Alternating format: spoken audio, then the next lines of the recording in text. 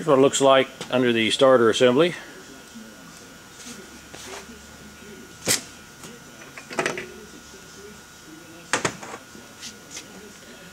There's the ignition.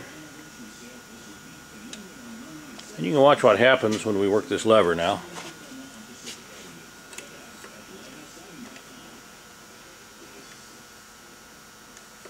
Isn't that slick for 1961?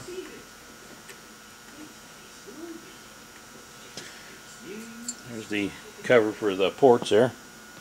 Just a very clean chainsaw, very nice chainsaw.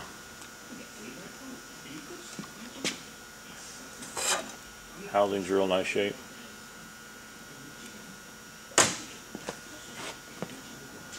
Another great muscle saw from America, USA made.